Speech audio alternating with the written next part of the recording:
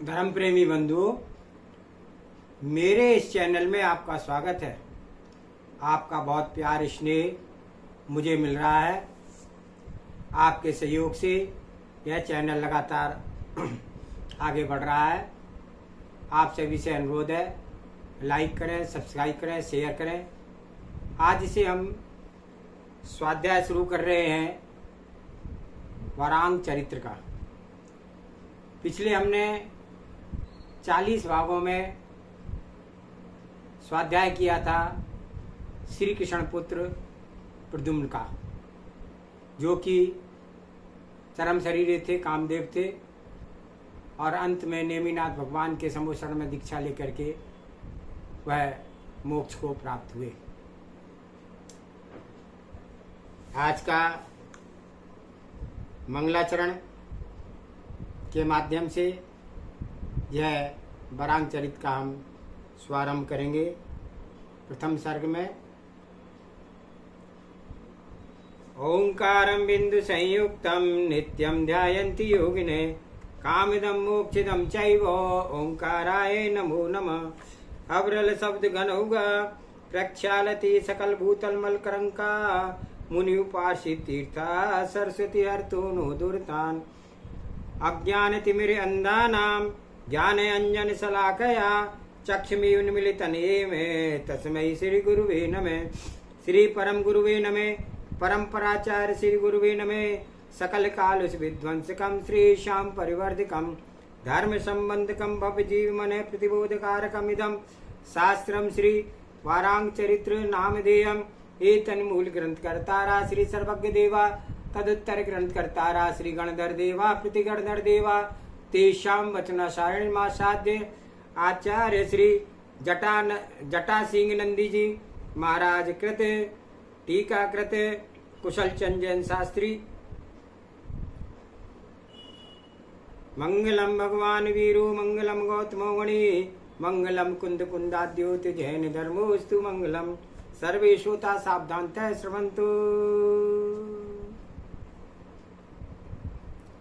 प्रथम सर्ग मंगलाचरण के रूप में कहते हैं। प्राणी मात्र के कल्याणकर्ता अतएव तीनों लोकों में परम पूज्य श्री अनंत परमेष्ठी तीनों लोकों के प्राणियों को ऐहिक और पारलौकिक उन्नति का एकमात्र सहारा अनंत जैन धर्म तथा त्रिलोकवर्ती चल और अचल समस्त पदार्थों का साक्षात दृष्टा श्री अनंत परमेष्ठी को का केवल ज्ञान, इन तीनों की इस अनुपम रत्नत्रय को मैं मनवचन काय से नमस्कार करता हूँ। निरुपम मोक्ष महासुख के सत्य उपदेष्टा श्री अनंत केवली की जय हो, जिन्होंने इस संसार में अनादिकाल से जमी हुई मोह महातरु की उन जड़ों को बिल्कुल उखाड़ करके फेंक दिया, जिन्हें अन्य मतों के प्रवर्तक हिला डुला भी ना सके थे, तथा जिन अनंत प्रभु के 3 प्रकार के छाये कृतियों को गणधर आदि ऐसे महाज्ञानी मुनियों ने भी तीनों लोकों में महाविभूतियों के से बढ़कर के कहा है। श्री जिनेन्द्र देव के द्वारा उपदिष्ट सत्य धर्म जैन धर्म की जय हो, जिसके द्वारा जीव को नर असुर और देव गति के सभी भोगों की प्राप्ति होती है, जिसके प्रताप से नाना प्रकार के तपों को गुणों को और बड़ी से बड़ी लब्धियों की सिद्धि होती है। इतना ही नहीं, अपितु संसारिक अभ्युदय के बाद अतीन्द्रिय तथा अनंत सुख उस मोक्ष पद की भी प्राप्ति होती है, जहाँ के सुख को किसी भी माप से मापना असंभव है। इस रत्नत्रय के अंतिम रत्न केवल ज्ञान की भी जय हो, और जिसकी तुलना किसी भी ज्ञान से नहीं की जा सकती, जो अनंत केवली के मुख से खिली दिव्य ध्वनि से निकला और जिन धर्म में है, तथा जिसके द्वारा तीनों लोकों के समस्त द्रव्य गुण पर्याय तथा पदार्थों का अपने त्रिकालवर्ती भेद प्रभेद के साथ एक साथ ही ज्ञान हो जाता है। श्री अनंत केवली के मुखारविंद से निकले तथा श्री गणधर भगवान के द्वारा विस्तृत व शास्त्रों के रूप में रचे गए परम पवित्र जिन धर्म के सम्यक चारित्र के अनुसार व्यतीत किए गए जीवन चरित्र को जो व्यक्ति परम शुद्धि और श्रद्धा के साथ सुनता है, कहता है, मनन करता है, उसे निस्संदेह पूर्व पुण्य का लाभ होता है। प्रत्येक कथा बंध के जीव आदि द्रव्य, भरत आदि क्षेत्र, सुषमा आदि काल और छायुक समिक आदि भाव अधिकाधिक प्रासंगिक भेद और उपभेद सहित प्रकृति श्री विश्वादि तीर्थंकरों के तीर्थकाल और पुण्य पाप का फल ये 7 अंग होते हैं। इन 7 अंगों से युक्त होने पर ही कोई कथा आदर्श और युक्त संगत रचना हो सकती है। पुद्गल धर्म अधर्म आकाश काल और जीव के भेद से द्रव्य को भी श्री जिनेन्द्र देव ने 6 प्रकार से कहा है। ऊर्ध्वलोक, मध्यलोक और अधोलोक की अपेक्षा से प्रधानतया क्षेत्र भी 3 प्रकार का, सामान्यतः रूप से भूत, वर्तमान और भविष्यत काल की अपेक्षा से काल भी 3 प्रकार का। श्री 1008 जिनेन्द्र देव भगवान के जीवन और एक तीर्थंकर के जन्म काल से लेकर के अगले तीर्थंकर के जन्म तक अंतराल का जो तीर्थ कहते हैं तथा कथा वस्तु या कहानी के प्रत्येक प्रकृत कहते हैं। कर्मों के उपशम 6 तथा 6 उपशम से होने वाले भाव हैं और तत्व ज्ञान की प्राप्ति का ही नाम महाफल है। सुवर्णित मिश्रित मूल धातु ठीक प्रकार से शुद्ध न किए जाने से ही कारण से बहुत समय बीत जाने पर भी स्वर्ण पाषाण की तरह ही रहता है, सोना नहीं हो पाता। इसी प्रकार से संसार में अनेक दिव्य मुक्त होने योग्य जीव सद्गुरु के उपदेश न मिलने के कारण ही चिरकाल तक संसार समुद्र में ही ठोकरें खाते रहते हैं, मोक्ष की प्राप्ति नहीं कर पाते।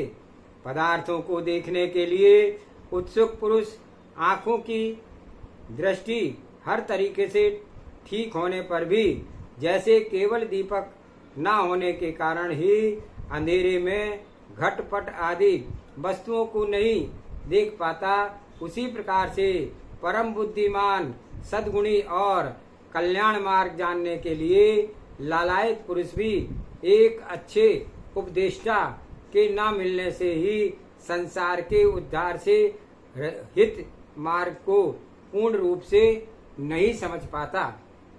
वही प्रभावशाली व्यक्ति कथा कहने का अधिकारी है जिसकी बुद्धि सर्वज्ञ प्रभु के मुखारविंद से निकले शास्त्र रूपी महानद में गोते लगा करके निर्मल हो गई हो, जिसकी चक्षु आदि इंद्रियां अपने अपने विषय को पूर्ण तथा विशद रूप से जानती हो, जिसकी मति स्थिर हो और जिसकी बोली हितकारी और मनमोहक हो, जिसके अक्षर शब्दों और वाक्यों के प्रभाव हो और जो सभा के मंत्रमुग्ध सा कर देता हो तथा जिसकी भाषा को श्रोता सहज स्वभाव से समझ लेते हो, अर्थात जिसकी भाषा भावों के पीछे चलती है और उदार आशय उपदेशक निजी आदर सत्कार परिचय मित्रता भरण पोषण विरोधी से रक्षा रोगों की चिकित्सा आदि स्वार्थों की तकनीक भी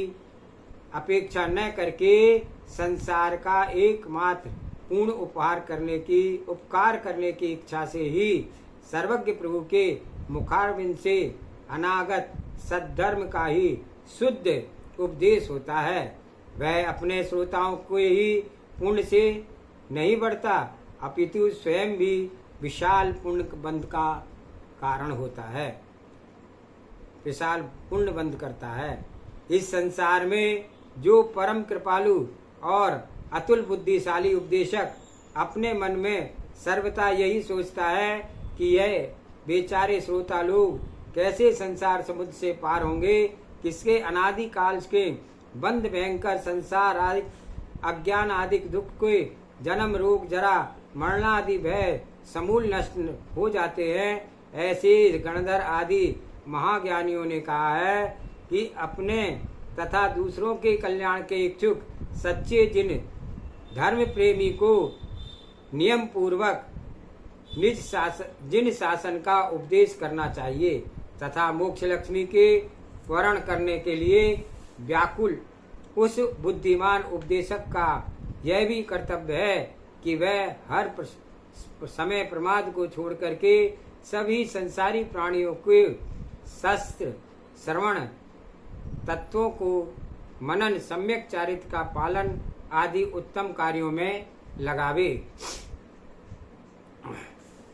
इस भव और पर भव में सुखों के इच्छुक धर्म शास्त्र के श्रोताओं में गुरु आदि का सेवा परायणता मन लगा करके सुनना, आगे पीछे पढ़े या सुने को याद रखना, पठित या श्रुत विषयों के मनन करना, प्रत्येक तत्व का गहन अध्ययन करना, प्रत्येक विषय के तार्किक दृष्टि से समझना, हे को छोड़ना और उपयोगी को तुरंत ग्रहण करना, ये 8 गुण निश्चय से श्रोता के होने चाहिए। ऐसा गणधर आदि लोकोत्तर ऋषियों ने कहा है।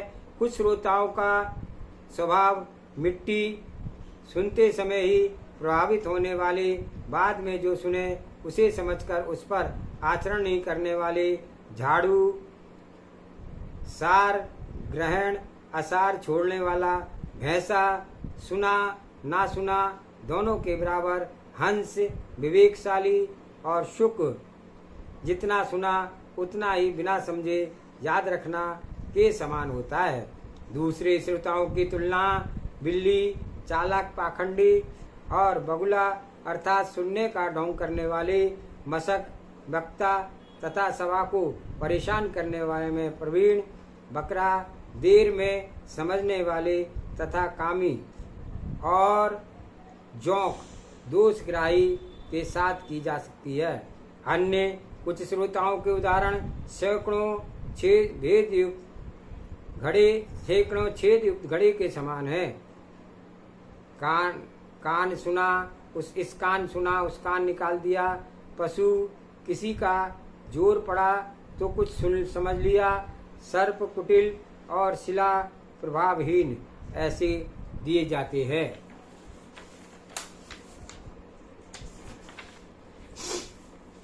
इस प्रकार से संसार के सभी श्रावक 14 प्रकार के होते हैं। जो विवेकी श्रोता संसारिक भोग विलास रूपी फलों को स्वप्न में भी इच्छा नहीं करता है तथा मोक्ष लक्ष्मी की प्राप्ति करने में अडिग तथा अकंप निर्णय करके प्रमाणित प्राणी मात्र के लिए कल्याणकारी जिन धर्म का विशाल कथा सुनता है और मनुष्यों के सभी पापों को निश्चय समूल नाश हो जाता है। बुद्धिमान और कुशल कथाकार को श्रोता की योग्यता के अनुसार उपदेश देना चाहिए। जैसे विशेष ज्ञानी श्रोता के समान प्रमाण न्याय आदि के भेद प्रभेद ऐसे सूक्ष्म से सूक्ष्म विषयों की चर्चा करें। मूर्ख या अज्ञ पुरुषों के साधारण ज्ञान, शिष्टाचार और व्रत नियम आदि के लाभों को समझाएं। यदि श्रोता का हृदय इष्ट वियोग से विहल हो रहा है तो उसे उन कर्मों का मधुर उपदेश दें जिनके कारण स्वजन और बंधुजन का वियोग होता है। जिसकी बुद्धि डावाडोल रहती है उसे संसार और शरीर की अपवित्रता के दिग्दर्शन कराएं। और जो वैराग्य का कारण है संसारिक संपत्ति और भोगों के लोभी को संयम का उपदेश दे। निर्धन को व्रत आदि पालन करने की प्रतिज्ञा में कराएं और जिसके फल स्वरूप धनादि की प्राप्ति स्वतः ही होती जाती है। संसारिक भोग विलासों में मस्त धनी पुरुषों को दान और क्षमा का रहस्य महत्व समझाएं। इसी प्रकार चोरी व्यभिचारी आदि व्यसनों या दुखों से फंसे हुए व्यक्तियों को तत्वों के सच्चे सिद्धांत और जिन पूजन आदि की ओर प्रेरित करें।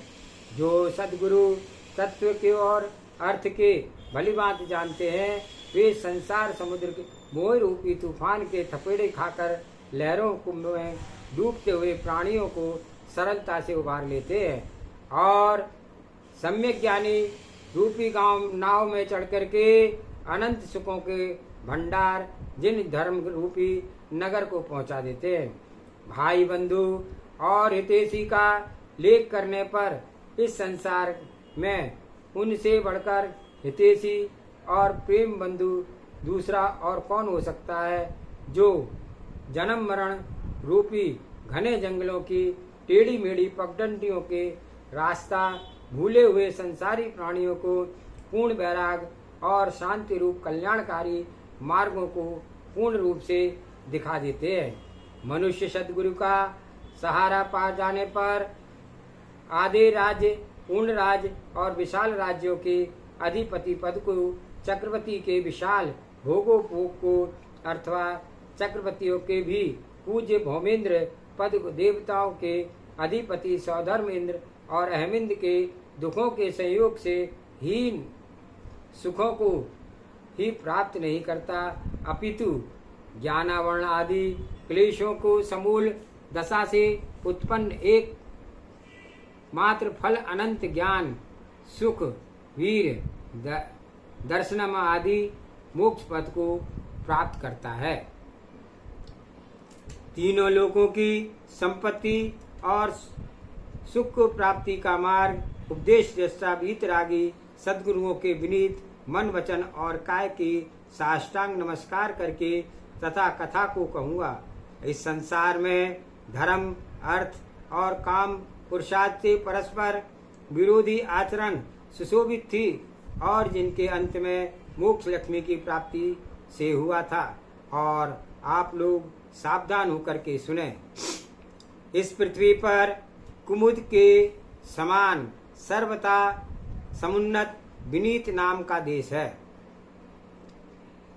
उसकी सुख समृद्धि आदि विशेषताओं के सामने स्वर्ग भी लजाता है।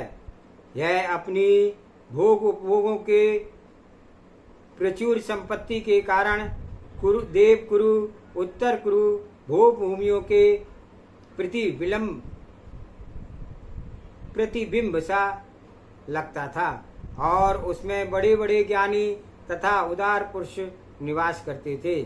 सज्जनों के सुख पूर्वक निवास करने के योग एक अलग ही लोक बनाने की इच्छुक प्रकृति से संसार के सारभूत निवास करने योग एक अलग ही लोक बनाने के इच्छुक प्रकृति के संसार के सारभूत सभी पदार्थों को कुशलता से इकट्ठा करके धर्म, अर्थ और काम पुरुषार्थ की मर्यादाओं को दृष्टि में रखते हुए इस विनीत देश को ऐसे ढंग से बनाया गया था कि इसे देखते ही संसार के सब रत्न श्रेष्ठ वस्तुओं के नमूने आंखों के सामने आ जाते थे। वहां पर दिशाओं का रंग हरिताल के समान हल्का पीला और सफेद रहता था। दोनों ओर लहराते हुए ईख के खेत के सघन पंक्तियों के मारे रास्ते पर चलना भी अति कठिन था। रास्ते रास्ते और गली गली में पूजा के समय बलि चढ़ाई गई लाल कमलों की पंखुड़ियां बिखरी रहती थी। मकानों की खिड़कियों से हर समय काला गुरु धूप आदि की सुगंधित हवा निकलती रहती थी। इस देश के जंगलों में ऐसे ही वृक्ष की भरमार थी जो फूल और फलों के भार से पृथ्वी को चूमते थे। ये वृक्ष जब तीव्र वायु के झोंकों से झूमते थे तब वन का दृश्य एक बड़ा ही हृदयहारी होता था। इन वनों में सुकुमार छोटी छोटी हरी दूब का फर्श बिछा था और मधुर जलपूर्ण तालाबों की भरमार थी। इसलिए दया, उदारता आदि गुणों के धनी पुरुषों से परिपूर्ण ग्वालों की बस्तियों से दिन रात गाने बजाने की मधुर और गंभीर ध्वनियां आती रहती थी। इस देश के पुरुष भले ही नागरिक थे, युवतियों के वेशभूषा का आचरण, शिक्षा, स्वास्थ्य, संगीत, चित्रकला, प्रेम प्रसंग आदि कोई भी ऐसी कला न थी जिससे यहाँ के युवक और युवतियाँ अनभिज्ञ हों। वे प्रतिदिन कोई न कोई उत्सव मनाते थे तथा एक दूसरे को लुभाने और प्रसन्न करने के लिए पृथ्वी आकाश एक कर देते थे। अपने इन सुख भोगों को द्वारा ही किन्नर देवताओं की जोड़ियों को भी मात करते थे। बड़े से बड़े प्रसिद्ध कलाकार वर्षों से अनुभव के कारण निर्दोष और तीक्ष्ण बुद्धि शिल्पी, नट बिट तथा अभिनय और संगीत के द्वारा ही आजीविका करने वाले कुशल स्त्री और पुरुष अपने निवास के प्राचीन देशों को छोड़ करके विनीत देश में आ गए थे, क्योंकि यहाँ आकर के बसने से उनके गुण केवल उत्तरोत्तर बढ़ते ही ना थे, अपितु नई नई विद्याएं सीख करके बहुत भौतज्ञ भी हो जाते थे। इस विनीत देश में सौम्याचल नाम का एक पर्वत था, जिसके ऊंचे ऊंचे शिखर हिमालय पर्वत की बराबरी करते थे। रत्नशिलाओं से परिपूर्ण ये शिखर मेघमालाओं को चूमते थे। इस पर्वत की कितनी ही गुफाओं से कल कल निनाद करते झरने बहते थे, जिससे ऐसे ऐसे विचित्र और भीषण सांप रहते थे जिनके फण की मणियों की चमक से अंधेरी रात में भी प्रकाश हो जाता था।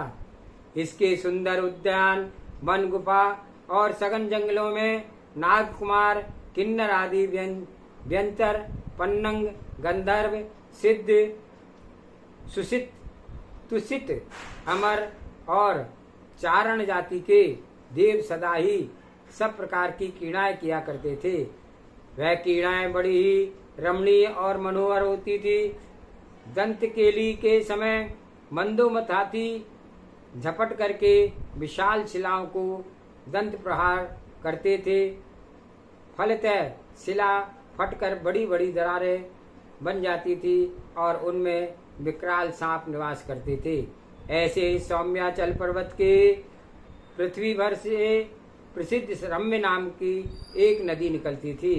इसमें हंस, सारस आदि चलचर पक्षियों के झुंड रहते थे।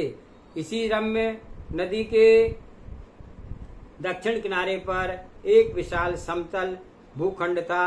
हवा के झोरोकों से झूमते हुए वृक्ष इस पर स्वयं गिरते हुए फूलों की भेंट करते थे।